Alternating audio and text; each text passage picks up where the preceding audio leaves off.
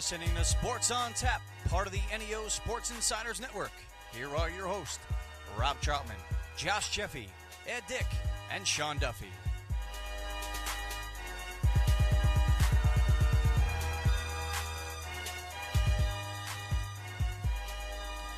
And welcome, everyone, to Sports on Tap. I'm your host, Rob Troutman. We have Ed Dick, Sean Duffy, Josh Jeffy live from the Brooklyn Rec Center. It's the 46th Barron Cup High School Hockey Tournament. And right now, Strongsville and Shaker Heights are deadlocked at 0 in the first period. Just got started here. Game 1, Barron Cup 1 tournament. They've been playing Barron Cup 2 and 3 throughout the week. I think everything started up on Monday.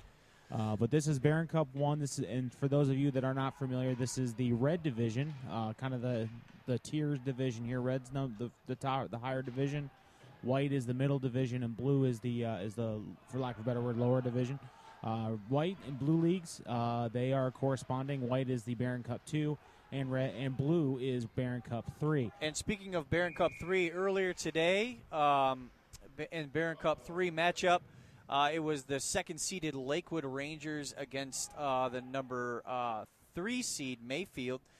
Mayfield came away with a 2-1 victory. Wow! So they move on to the semifinals to play CVAC, which was a big upset. CVCA. Yeah, excuse me. Thank you, Sean, for that. I'd like to buy that. They are the number 4 seed. They actually upset number 1 seed Avon Lake this past Monday. Ooh. So that was a pretty big upset in the Barron Cup 3 bracket.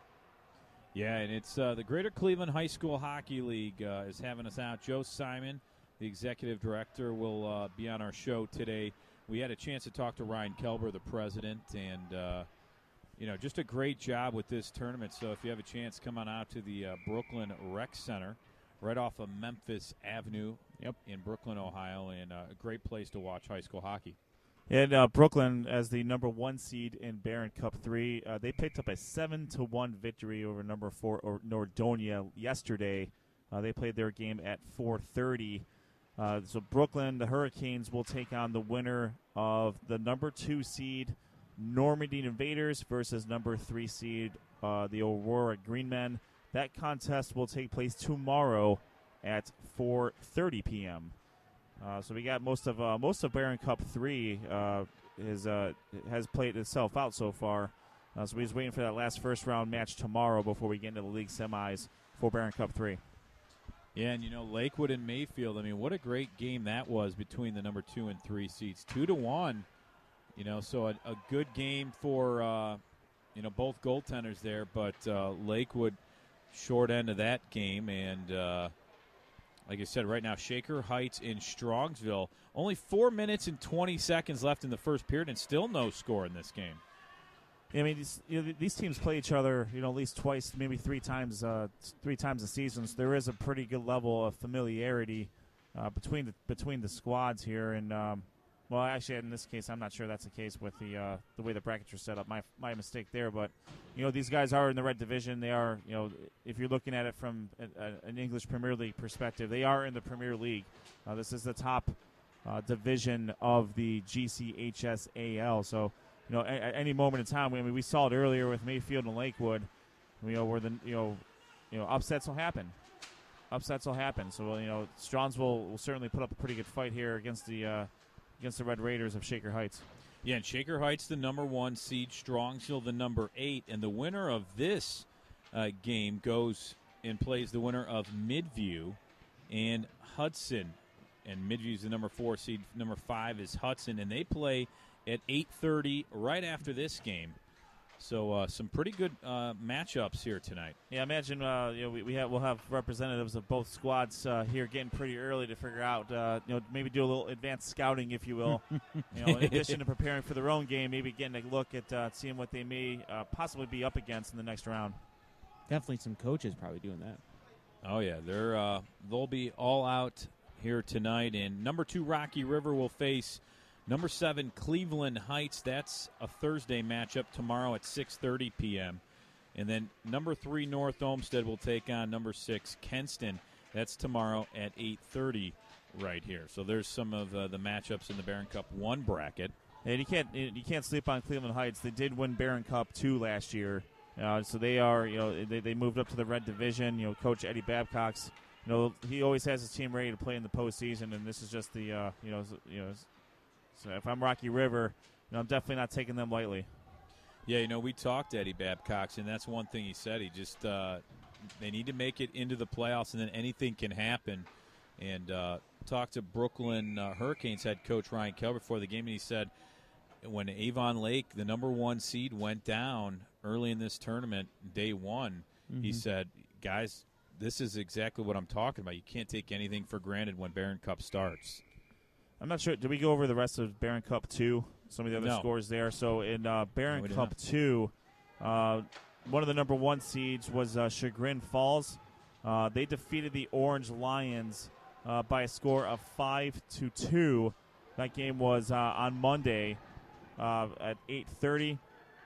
They will take on the winner of Olmsted Falls and Parma, which was Olmsted Falls. The Bulldogs gained a 3-0 victory over the number 3 seed Parma Redmond.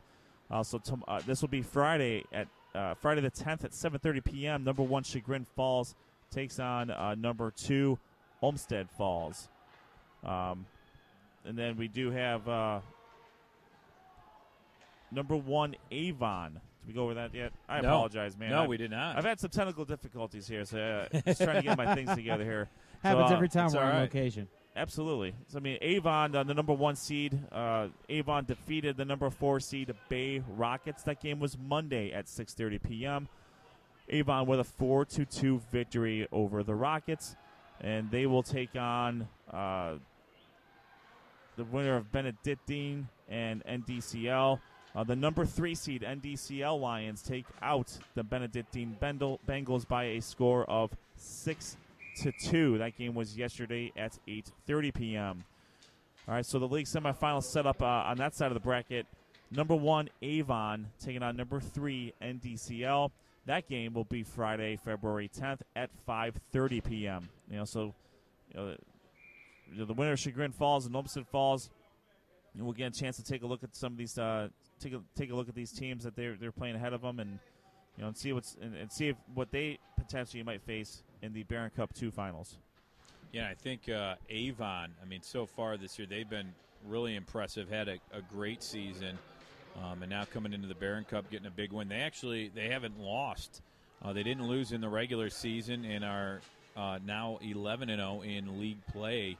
Olmsted Falls was 6-4 coming in to the Barron Cup, and they advance as well. So it's going to be a fun tournament. It always is here, but like you said, you just never know what can happen. There's what they call upsets, but when it's playoff time, you just never know with some of these teams. Well, I think if you look at it, all these teams, there's like Ed said, they're familiar with these teams. So it very rarely do you beat a team 3-4 times in a row.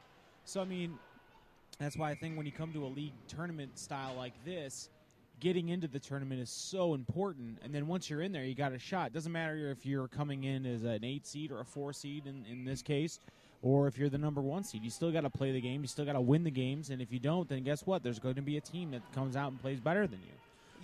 Yeah, and we were talking to league president and Brooklyn head coach Ryan Kelber before we went on the air today, and he said they've been really working over the past few years to really make this tournament more competitive. And you're seeing the proof is in the pudding with that Monday night upset of Avon Lake.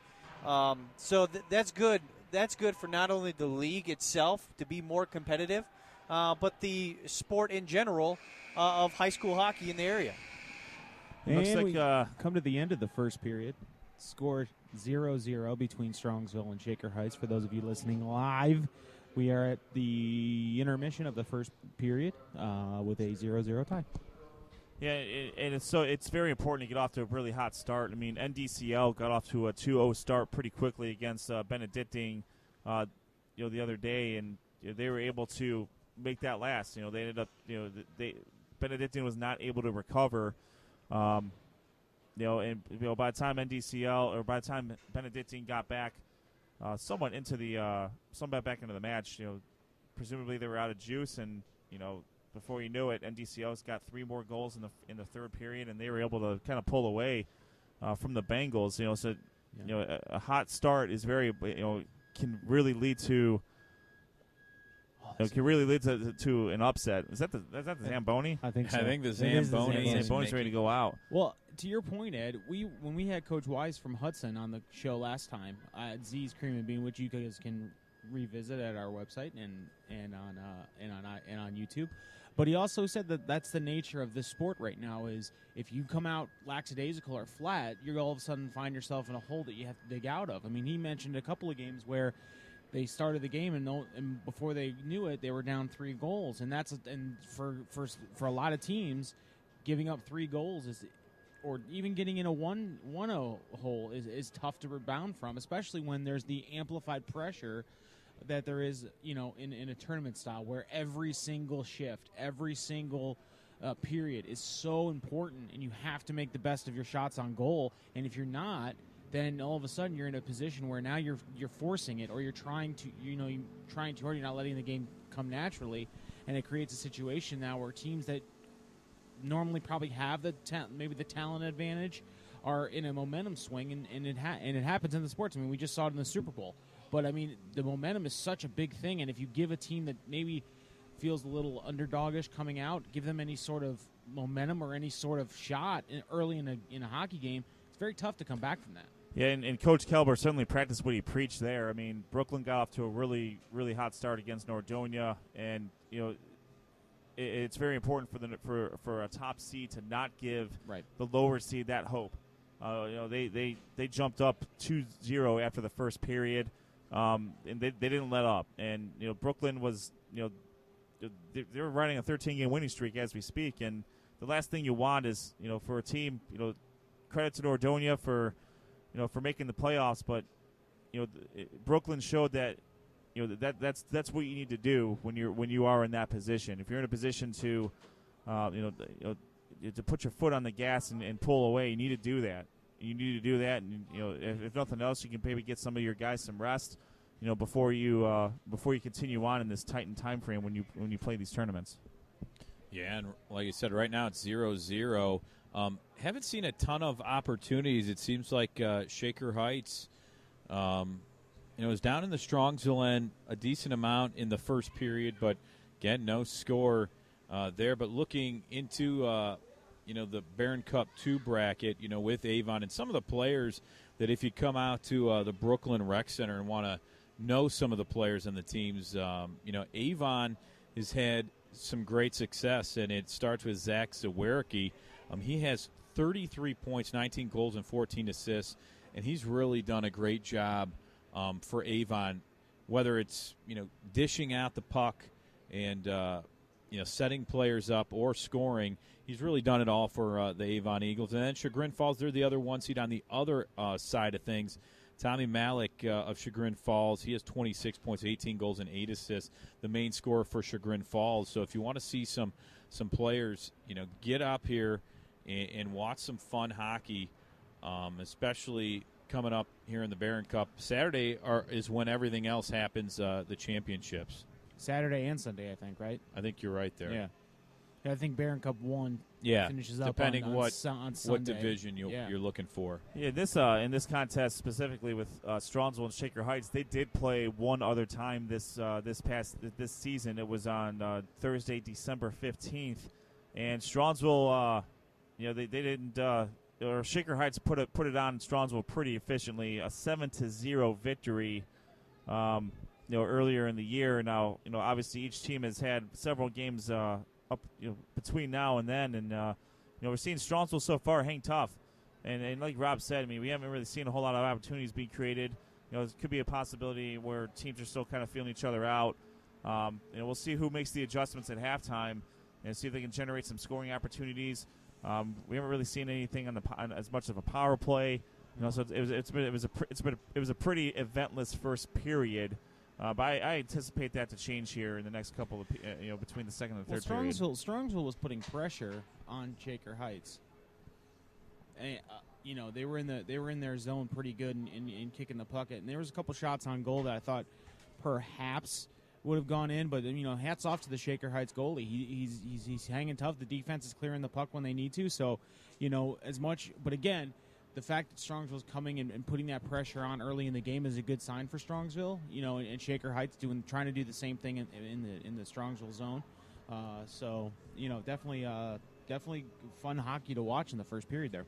And guys, to talk a little bit about Game 1, earlier today between Lakewood and Mayfield, kind of the same start of the game. It kind of got off slow, although in that game Lakewood scored first and relatively early.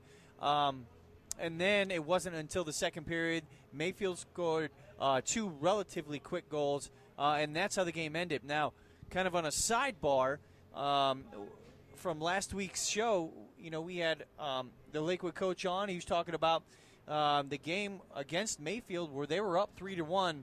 However, Mayfield scored 3 goals in the final 22 seconds to actually win that game. And then, little interesting tidbit, I guess the Mayfield team, fans, whatever, on social media found that to be a kind of a hot button for the game that was played today. The quote-unquote choke job by Lakewood was compared to that of the Atlanta Falcons in the Super Bowl.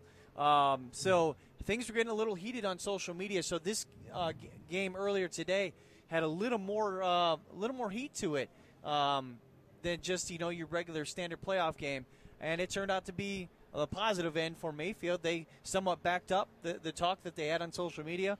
Lakewood with kind of a disappointing finish in this tournament. So I just thought that was an interesting tidbit from today's earlier game here in Barron Cup. One thing I want to know is, how do you get to drive the Zamboni? Do you have to know somebody, or? I think so. I'm just asking a question for me personally. That might be a question for Joe Simon. I mean, I don't want to drive it because I would more than likely do it wrong, but I would like to ride it if it's possible to do that. Let's try and set that up. Let's just go ask him right now. You could be like the little kids down at the Q during the Monsters game. Yeah, but I mean, it's cute when you're at the Q, but when you're at the Brooklyn Ice Arena here and you're 30 years old, I think to be honest with you, Sean, I don't think it might still be cool. I don't think location matters. I think it's actually it's cute. It's cute when it's a little kid, not a grown-ass man. Location matters in that sense because I'm far enough away where people are like, God, that fat hairy kid is just really – so there must be something wrong with him, as opposed to, wow, that guy's sad. Excuse my language, by the way. Excuse my language. Well, I guess if it's cute as a kid, what would it be for an adult then? There has to be just another – just awkward. Pathetic. I mean, I think it'd be cool. I'm willing to accept the fact that it may or may not be pathetic. I think it'd be pretty cool. No, I don't want to ride in front of people. I just want to take it out after, you know what I mean? Just kind of cruise around the – like right now. Yeah. Have you guys right ever on the skated side on freshly Zamboni'd ice? It's probably tough at first, isn't it? No, it's actually relatively smooth. Oh, is it? Yeah, it's smooth like ice. It's fantastic. You kind of just glide. All it does is just water it down, right? It does, but it's so cold that it kind of freezes over. Oh. Yeah. So it creates like a nice sheen? a nice sheen, there if you will. It is. Yes. Absolutely. Like a nice Charlie sheen. Yeah, I've been on it. I just haven't stopped. Yeah, I mean, even more, you kind of pull the Mendoza from Mighty Ducks 2. Benny the Jet Rodriguez put on skates. By the way, that's how I prepped for today. I watched all 3 Mighty Ducks. Nice. So that's a good way to prepare. I know about the triple deke. If someone does the flying V, did you not know about the triple deke before? I mean, I may have known about it, but not in the hockey sense. But and I compared that with Wikipedia. So I am as prepped as possible. And I also watched a lot of Barry Melrose clips on YouTube. Obviously, you didn't prep enough because we're in Cleveland and you're wearing a Tigers hat. Wow. It all comes back to the Tigers hat. Wow. It really does. A man picks a hat out, and he doesn't feel like, being the butt of the joke. I get you, Josh. You guys went to the World Series. Blue, 3-1 lead. It's all right. Oh, sorry. That was in my lungs there. It was great to be there. Yeah. Anyway, back to Barron Cup hockey play. I have my own thoughts about that, but I'm not going to divert I'm not going to divert off the. We will save that baseball topic for later. We will. We'll get into the major many leagues. a thought about that. Yeah. If we go back to if we go back to Barron Cup 3, with the 2 upsets between Mayfield and CVCA, that these those two teams faced off once this year. It was a 7-6 victory by CVCA over Mayfield. This was back in November, on November 27th. So once again, lots of time has passed between the last two contests. So we'll see what happens in that game. It was a very high-scoring affair, and you obviously can't count Mayfield out of any game. If they're able to put together 3 goals in 20-some seconds. Yeah. I actually kind of need to see that, because I don't know how that's possible. But it happened. Yeah. They've shown to be very, very resilient. Over the course of the season, and they're never out of a game. So it means something for the Royals to watch out for in their matchup on Saturday at 1:00. Yeah, and tomorrow it's Normandy, the number 2 seed, against the number 3 seed Aurora, as the Greenmen try to continue. Other than Brooklyn, the number 1 seed, getting a win. On the other side of things, the number 1 Avon Lake Shoremen with a loss, and the number 2 Lakewood Rangers. So it's going to be number 4 CVCA and number 3 Mayfield. And like you said, in hockey, you just never know. Right now, the 8 seed Strongsville Mustangs are in a battle with the number 1 seed, the Shaker Heights. They're the 8 seed, or I thought they were the 4 seed. No, they're number 8. Oh, they are. Okay. Yeah, and I'm almost positive. I thought it's split between I think it's split in. They may be the overall 8 seed. But overall they're the 8th seed. But I think they're listed on the bracket as a 4. So right now the team's going to get back out on the ice and play the second period. Yep. And right now what we're going to do is we'll step away. We'll take a short break. Let the teams come back out and talk some more Greater Cleveland High School Hockey League Barron Cup here from the Brooklyn Rec Center. We'll come right back, talk more hockey right after this. Don't go anywhere.